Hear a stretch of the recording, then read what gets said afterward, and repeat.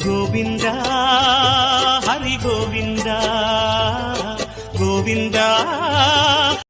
తిరుమల తిరుపతి దేవస్థానం ఈ తిరుమలలో రాబోయేటువంటి ముక్కోటి ఏకాదశి పర్వదినం, ఆ తర్వాత జరిగేటువంటి కార్యక్రమాలు అన్నీ కూడా సమీక్షించడానికి గౌరవ ముఖ్యమంత్రి శ్రీ నారా చంద్రబాబు నాయుడు గారు ముగ్గురు మంత్రులతోటి సబ్ కమిటీని ఏర్పాటు చేయడం జరిగింది. ఈ యొక్క వైకుంఠ ఏకాదశి పర్వదినం 3 రోజుల పాటు ఏకాదశి 30వ తారీఖు, 31 ద్వాదశి, జనవరి 1వ తారీఖు త్రయోదశి 3 రోజులు ప్రధానంగా ప్రాముఖ్యత కలిగినటువంటి రోజులుగా టీటీడీ యాజమాన్యం ఆన్లైన్ సిస్టమ్ అనేటువంటిది తీసుకొచ్చి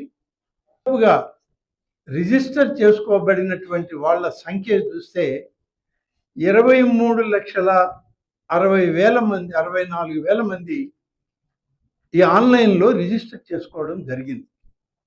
ఈ యొక్క వైకుంఠ ఏకాదశి కార్యక్రమంలో మాకు టోకన్లు కావాలి.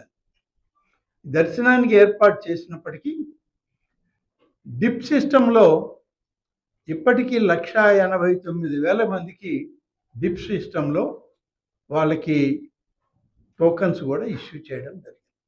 వాళ్ళు ఏ రోజు రావాలి, ఏ టైమింగ్లో రావాలి అనేటువంటి దాన్ని కూడా వాళ్ళకి ఇప్పటికే సమాచారం ఇవ్వడం జరిగింది. 1వ తారీఖు నుంచి 8వ తారీఖు వరకు సర్వదర్శనాలు వైకుంఠ ద్వారం నుంచి ఏర్పాటు చేయడానికి అన్ని చర్యలు కూడా తీసుకోవడం జరిగింది. ప్రతి ఒక్కరికి క్యూ లైన్లు ఎలా పైకి తిరుమల వరకు రావాలి, ట్రాన్స్పోర్ట్ ఏంటి, వచ్చే వాళ్ళని అందరినీ ఎలా ట్రాన్స్పోర్ట్ సిస్టంలో పైకి తీసుకురావాలనే దానిలో అన్నీ కూడా ఏర్పాటు చేయడం జరిగింది.